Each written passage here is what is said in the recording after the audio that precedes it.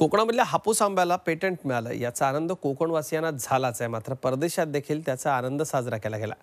रत्नागिरीची हापूसची लागवड परदेशातही करण्यात आली आहे। हे झाड परदेशात कुठे आहे पाहूया।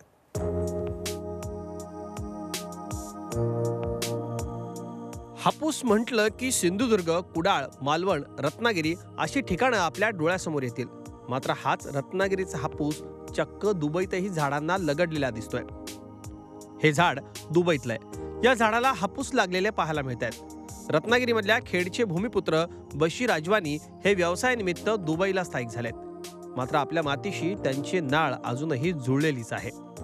दुबई इथे त्यांनी हापूस आंब्याच्या झाडांची लागवड केली आहे। त्यासाठी त्यांनी खास हापूसचं रोप कोकणातून दुबईला नेलं। आता हे झाड चक्क हापूसनं भरलंय।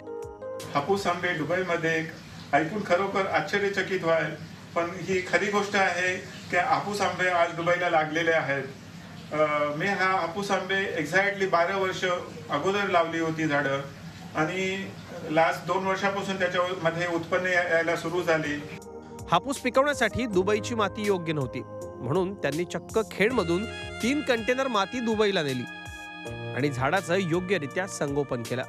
12 वर्षांपूर्वी लावलेल्या या झाडांना आलेले हापूस पाहून त्यांच्या कुटुंबाला कोकणात राहत असल्याचा अनुभव येतोय। असे छातीभर म्हणून अशी ती माती इथे भरणी टाकली आहे, आणि त्याच्यामुळे आंब्याचे एवढं चांगली झाडं झाली, आणि त्याच्यावर लास्ट 2 वर्षापासून येणारे उत्पन्न ऍक्च्युली बघून एवढी शांती आणि सुख भेटलं, त्याच्याबद्दल मी काही डिस्क्रिप्शन करू शकत नाही। गेली 2 वर्ष अजवानी हापूस आंब्याचं उत्पादन घेत आहेत। हौसेला मोल नसतं असं म्हणतात। मात्र दुबईत हापूस नेट बशीर अजवानी यांनी आपली माती, देश आणि कोकणच्या राजाची आठवण ठाई ठाई जपली आहे असं म्हटल्यास वावगं ठरू नये।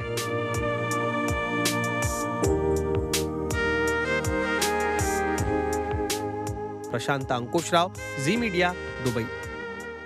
झी 24 तास रहा एक पाऊल पुढे।